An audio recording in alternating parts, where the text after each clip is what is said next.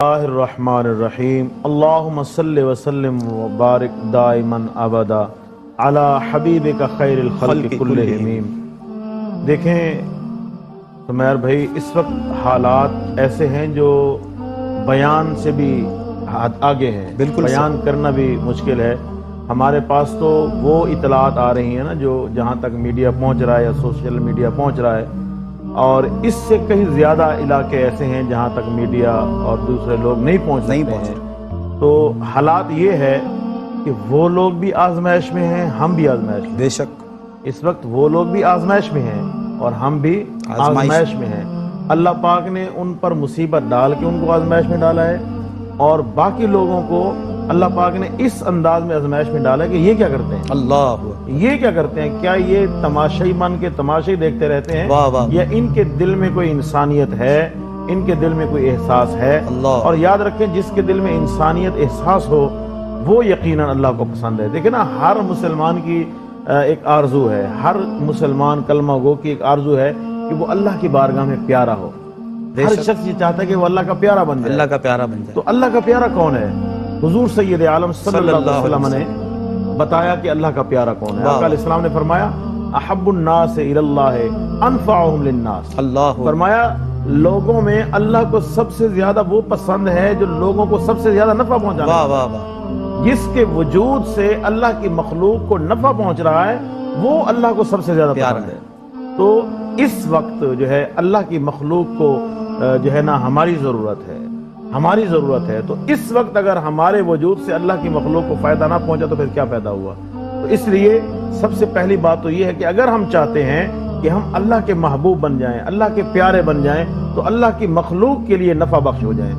اور اس وقت جو اعمال کے لحاظ سے بات ہے، حضور سید عالم صلی اللہ علیہ وسلم نے ارشاد فرمایا احب الاعمال الی اللہ سرور تدخلہ علی مسلم، اللہ کو اعمال میں سب سے زیادہ پسندیدہ عمل وہ خوشی ہے جو آپ کسی مسلمان کے دل میں پہنچائیں۔ اللہ خوشی جو کسی مسلمان کے دل میں پہنچائیں، یہ اللہ کو سب سے زیادہ پسندیدہ عمل ہے۔ تمام اعمال میں سب سے زیادہ پسندیدہ عمل یہ ہے کہ کوئی خوشی مسلمان کے دل میں پہنچائیں۔ تو اس وقت اگر ایسے فیملی کے جس کے پاس چھت نہیں ہے کوئی خیمہ پہنچا رہے ہیں تو کتنے خوش ہوں گے وہ؟ ہزاروں لوگ ہیں حضرت۔ اور ایسے لوگ کہ جو کھانے کو ترس رہے ہیں، ان کے چھوٹے چھوٹے بچے کھانا کھائیں گے تو کتنے خوش ہوں گے وہ؟ اسی طرح ہر لحاظ سے اب انسان کو کیا کیا ضروریات ہوتی ہیں ہم سمجھتے ہیں۔ تو اس لیے اللہ کے نزدیک سب سے پسندیدہ عمل کیا ہے کہ مسلمان کے دل میں خوشی پہنچاؤ۔ اور دوسرے نمبر پر آقا علیہ السلام نے پہنچایا اللہ کو سب سے زیادہ پسندیدہ عمل یہ ہے کہ مسلمان کی مصیبت دور کرو۔ مسلمان تکشف عنہ قریۃً، کہ اس سے اس کی جو مصیبت ہے وہ دور کرو، مصیبت دور کرو۔ تو اس مصیبت سے بڑی کوئی مصیبت ہو سکتی ہے؟ یقیناً ہم نے تو اپنے ہوش حواس میں، اور یقیناً آپ نے بھی اور ہمارے ناظرین میں بھی اپنے ہوش حواس میں ایسا سیلاب، ایسے ریلے نہیں دیکھے، نہیں دیکھا بالکل ایسے ریلے کہ بڑی بڑی مضبوط بلڈنگیں تنکوں کی طرح بہہ رہی ہیں۔ تو اندازہ آپ لگائیں، بڑی ہمارے والدین ہمیں بتا رہے ہیں کہ ہم نے اپنی زندگی میں بالکل ایسا نہیں دیکھا ہے۔ تو یہ بہت بڑی مصیبت ہے۔ تو اس مصیبت کی گھڑی میں اگر ہم اپنے مسلمان بھائیوں کے کام نہ آئیں گے تو پھر کب کام آئیں گے؟ اسی طرح آقا علیہ السلام نے ارشاد فرمایا کہ پسندیدہ عمل، پہلا عمل کیا کہ مسلمان کے دل میں خوشی پہنچاؤ، دوسرا کہ اس سے اس کی جو تکلیف ہے، جو مصیبت ہے، اس کو دور کرو، تیسرا فرمایا اس کا قرض ادا کرو، اگر وہ اپنا قرض نہیں دے سکتا تو تم اس کی ہیلپ کرو، اس کا قرض ادا کرو، اور چوتھا جو اللہ کو سب سے زیادہ پسند عمل ہے، حضور سید عالم صلی اللہ علیہ وسلم نے ارشاد فرمایا کہ چوتھا عمل جو اللہ کو سب سے زیادہ پسند ہے وہ یہ ہے کہ مصیبت میں اس کی مدد کرو۔ اللہ مصیبت میں، اس کی حاجت میں اس کی مدد کرو، اس کی ضرورت پوری کرو۔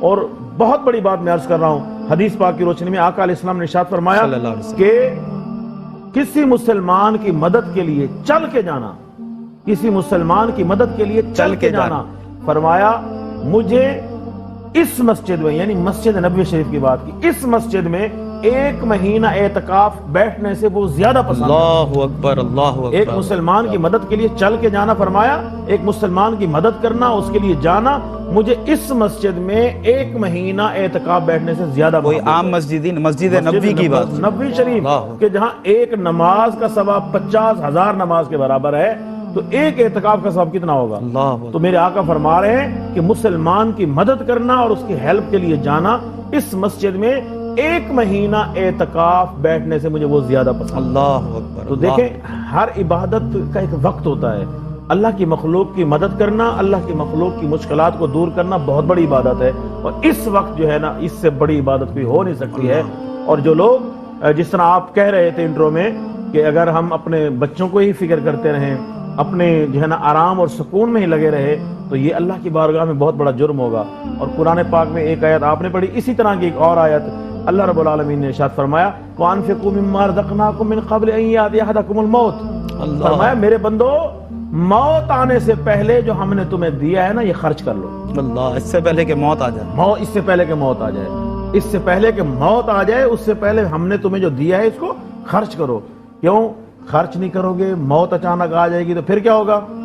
فرمایا فَيَقُولَ رَبِّ لَوْلَا أَخَّرْتَنِي إِلَىٰ أَجَلٍ اللہ قَرِيبٍ، اکبر۔ اللہ، پھر کہے گا مولا مہربانی کر مجھے تھوڑی سی مہلت عطا فرما، تھوڑی سی مہلت دے دے۔ اللہ، کیا بات ہے۔ فَيَقُولَ رَبِّ لَوْلَا أَخَّرْتَنِي إِلَىٰ أَجَلٍ قَرِيبٍ، مولا تھوڑی سی مہلت دے دے، کیا کرے گا؟ فَأَصَّدَّقَ وَأَكُن مِّنَ الصَّالِحِينَ، اللہ میں اکبر۔ صدقہ کر کے نیکوں میں ہو جاؤں۔ اللہ اکبر۔ یعنی صدقہ کرنے سے، مال خرچ کرنے سے بندہ نیکوں میں ہو جاتا ہے۔ واہ واہ واہ۔ تو پھر جمع کرتے رہے، موت آ گئی تو پھر عرض کرے گا مولا تھوڑی سی مہلت دے دے، میں یہ صدقہ کر کے میں بھی نیکوں میں ہو جاؤں۔ کیا مہلت ملے گی؟ اللہ پاک نے فرمایا وَلَن يُؤَخِّرَ اللَّهُ نَفْسًا إِذَا جَاءَ أَجَلُهَا، جس بھی نفس کا جب اجل آ جاتا ہے اس کو ایک لمحہ بھی مہلت نہیں دی جاتی۔ تاکید کے ساتھ فرمایا، مفتی صاحب موجود ہے، تاکید کے ساتھ فرمایا لن یؤخر اللہ، اللہ ہرگز نہیں مہلت دیتا جس کی موت کا وقت آ جاتا ہے۔